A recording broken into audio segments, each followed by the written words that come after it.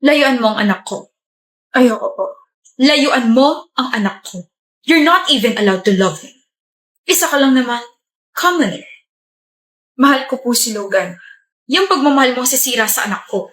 What would my amigas think of my son kapag nalaman nilang may girlfriend siya isang basura? Nakakahiya. Malinis po ang intensyon ko, tita. Do not call me tita. Nakakadiri. Sorry po. 500,000 pesos. Cash. Layuan mo ang anak ko.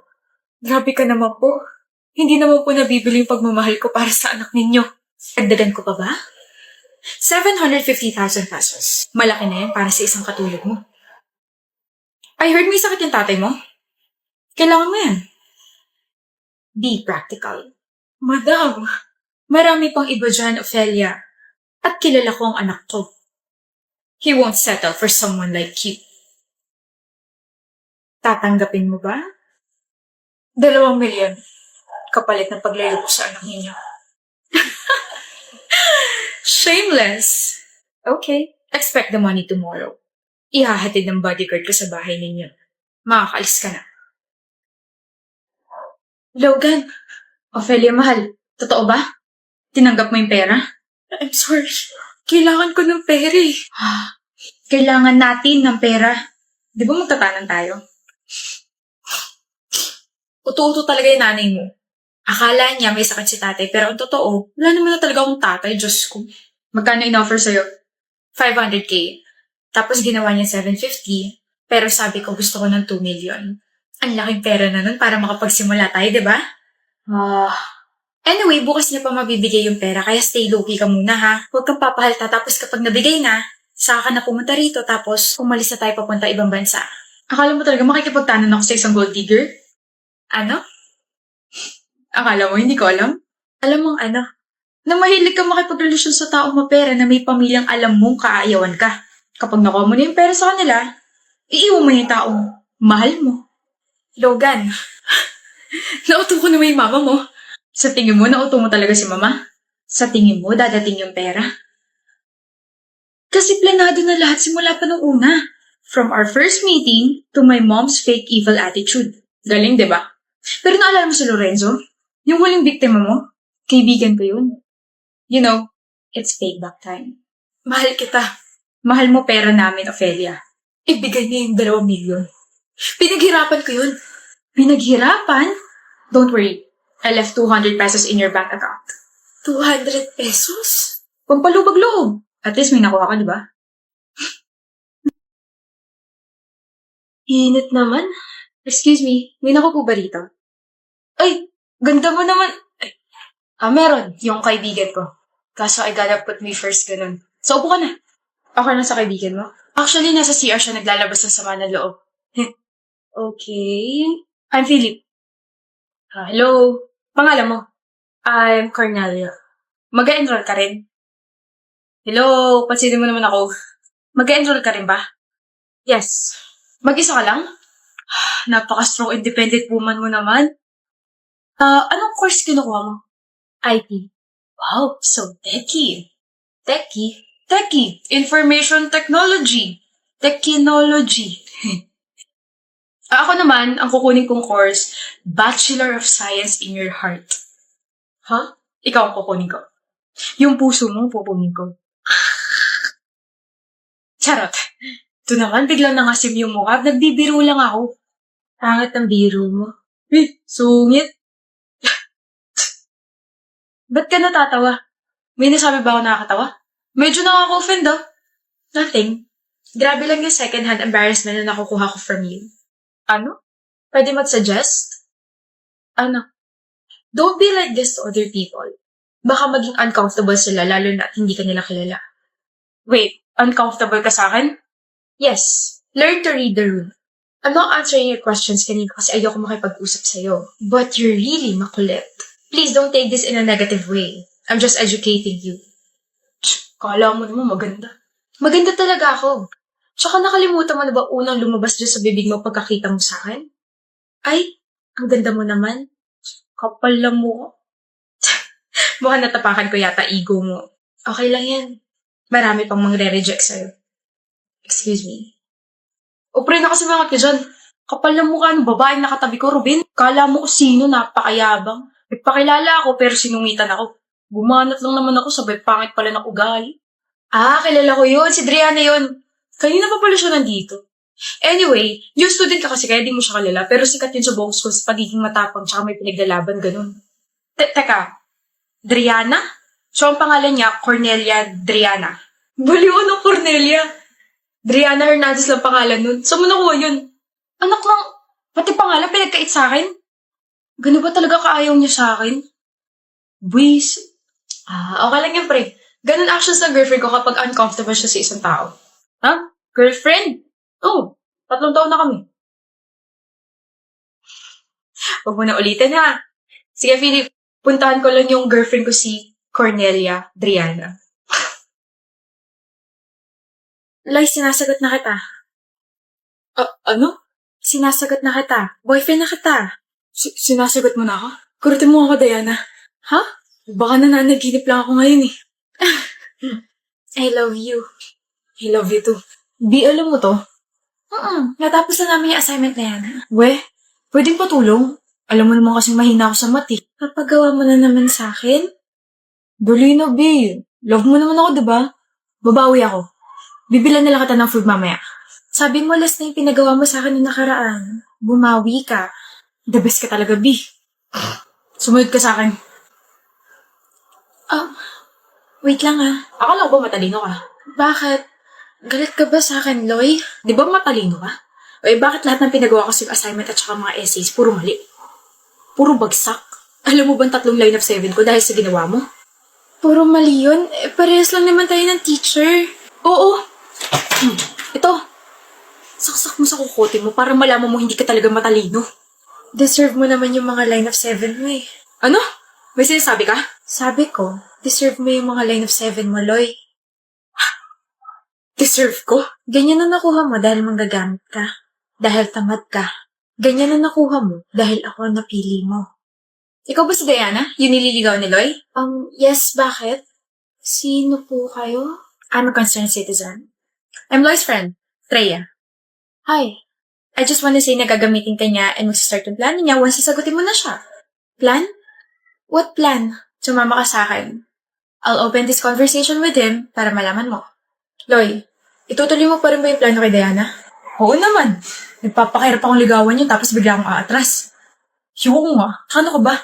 Matalino yun and even if she looks gullible, I know mapapakinabangan siya for my assignments and projects. Papasa ako dahil sa kanya. And if hindi kanya sagutin, I guess I'll have to find another girl. Gamaya na ulit, Rhea. I told you. He's planning to use you. Kala ko naman may nagkakagusto na talaga sa akin.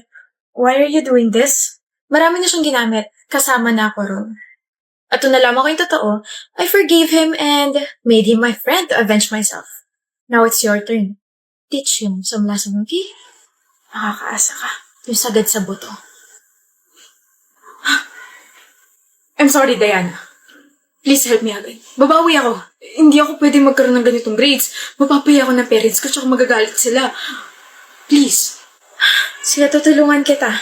Talaga? Tutulungan kita sabihin sa parents mo yung mga kalokohan mo.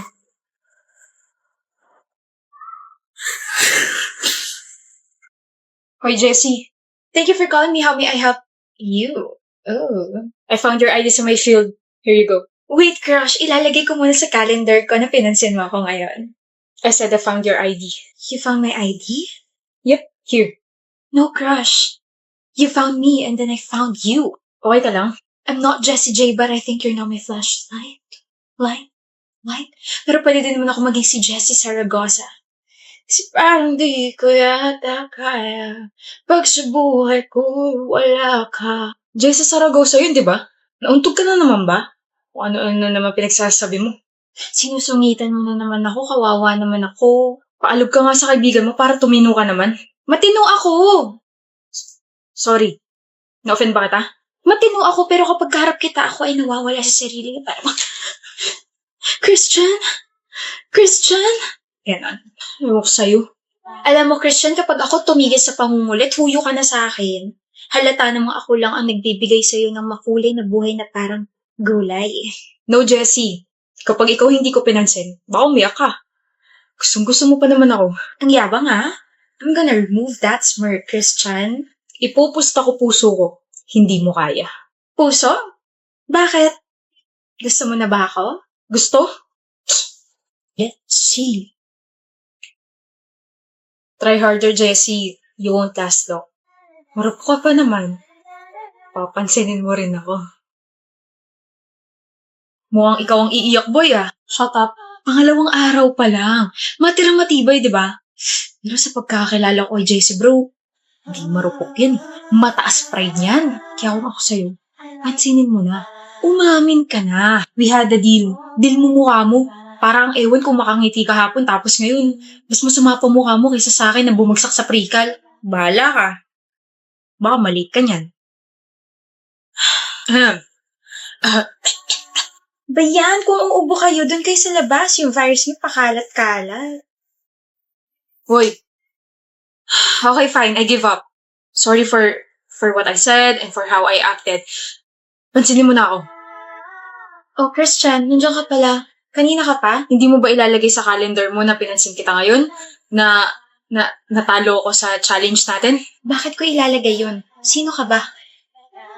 Seryoso ka ba? Mamaya na pwede. May ginagawa kasi ako. Shoo. I'm gonna shoo away. Lagot ka, Christian. Hindi na siya yung Jessie na may gusto sa'yo. Tigilan mo nga ako, Nakakarindi ka. Parang ang demonyo dyan ng bulong. Te, kakain na tayo sa labas. Diyan lang tayo sa mall, Ba't kailangan mo pa mag-dress? Gusto ko Tsaka kakabili ko lang nito. Alangan maitambak ko lang sa closet ko. Ang sabihin mo, nagpapaka-extra ka lang. Okay, we're not having this conversation again, Lina. Baka mawala lang ako sa mood at mag-bad trip sa'yo. Hindi. Pag-usapan natin to ngayon. Lagi ka na lang kasing ganyan tuwing nagala tayo Ano? Buti pa ako naka-t-shirt at maong pants lang. Okay. Tapos ba't kailangan mo pa mag-makeup? Naka-eyeshadow ka po. What if gayahin mo ako? Simple lang. Natural, walang halong chemical. Ba't ka tumatawa? Gusto mo ba ng medal for being simple and natural without halong chemical? Marami ako sa bahay. Don't be sarcastic, Denise. Ano bang gusto mo iparating? Na masyado kang overdressed. Nagpapapansin ka ba sa mga lalaki? What? Nagpapapansin? Ginagawa mo ba to para lahat ng mga lalaki tignan ka? Kahit sa school naka-makeup ka pa. Attention seeker. Insecure. Ang sabi mo, Denise? Ako? Insecure? What? Are you mad at me for calling you an insecure best friend? Bawiin mo sinabi mo. Totoo naman Attention seeker ka. Maarte. Gustong-gusto na tinitingnan ka ng mga lalaki. Kaya siguro ikaw yung nagustuhan ng taong gusto ko dahil ganyan ka. OMG!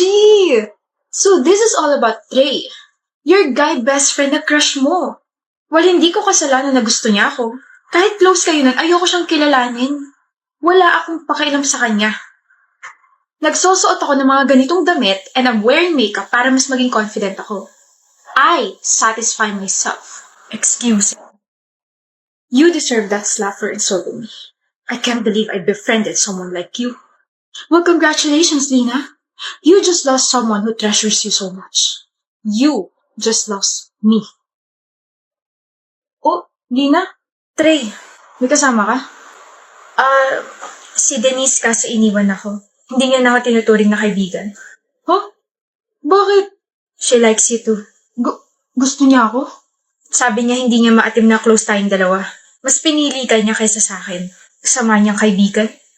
Pinagsasalosan niya ako. I can't believe her. May gusto siya sa akin? Oo nga, paulit-ulit. May boyfriend niya siya, Lini. Huh? Si Sam. Yung basketball varsity player. Mamin ako sa kanya kahapon kaso she rejected me. Ang harsh na mga sinabi niya sa akin wala raw siyang pakialam sa feelings ko. Kaya di ako naniniwala may feelings siya sa akin. In love siya kay Sam I messed up, Trey. What? I messed up.